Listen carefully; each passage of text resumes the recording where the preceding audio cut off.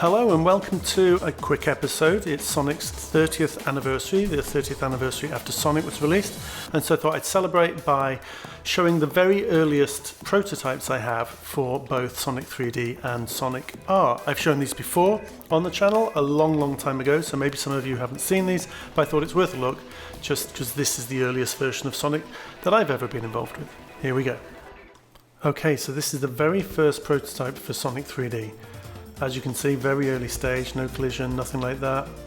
The controls are actually, you could rotate left and right, and then you press the key to accelerate, which obviously was very different in the final game. So it was more like a driving input method than anything. You can see here, very basic, very small tiles compared to the final game, just the one animation and really nothing much beyond the edge of the map. What was really interesting about this version is there's another build at the same time, and if we run that, you can see that it was two-player split screen. You can see that Sonic runs around on the top screen, and then you can see below the split screen, which is just running a loop at the moment, would be player 2. So the original intent was to have Sonic 3D be a two-player game, but we found that due to the isometric angles that you'd play at, you can see there's very little screen space to look ahead when you're playing, so you'd have just no warning whatsoever about enemies coming up. Also, this was originally called Sonic Spindrift. That was the working title for this game. Obviously later became Sonic 3D. Okay, over to Sonic R. Now this is the very earliest prototype for Sonic R. You can see extremely different to any of the stages we saw in the final Sonic R game.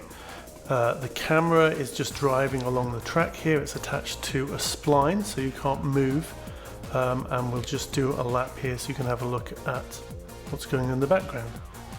The strange squares you can see around are the rings, and there's sort of thinner versions of the squares on the floor which would represent the ring's shadows. They obviously haven't got graphics yet. You can see there's a lot of pop-up as you move around. We haven't got any of the fading working at this stage. It was super early.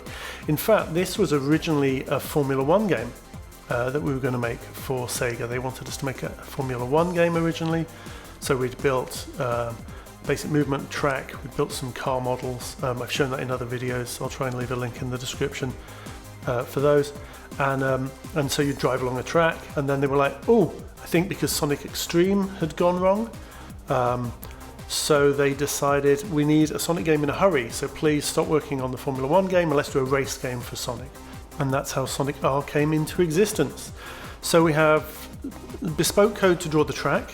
The track in the final game as well was drawn completely separately to all the objects because we could draw the track much faster. You can see the polygons distorting here on this, which is to do with how the Sega hardware draws polygons. I've done a video on that as well if you want to look it up. So the track is drawn using a faster routine because we can share vertices and all kinds of clever things to how a track is drawn from side to side and clipping and everything like that. And then all the objects you can see as a poster of Sonic and things like that were drawn with a separate routine to keep everything fast.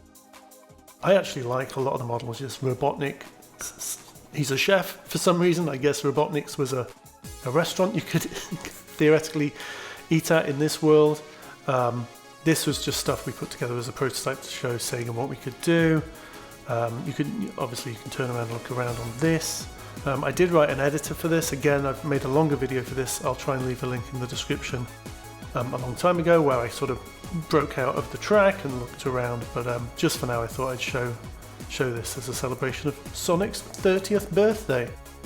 Well, it's technically not his 30th birthday because I think he was seen in Radmobile, an arcade game. He was like hanging from the car on as a little plush toy or ornament on the dashboard. So they obviously, I think, had him as an Easter egg before Sonic came out. But we'll say it's his 30th anniversary because that's when the game came out. And that's what Sega are calling it. Okay, so that's a look at Sonic R, the very first prototype, which if you haven't seen before, is probably a bit of an eye-opener as to how this game might have ended up. Very futuristic. Alright, hope you enjoyed that. Happy 30th birthday, Sonic. And I'll see you all in another video real soon. Goodbye.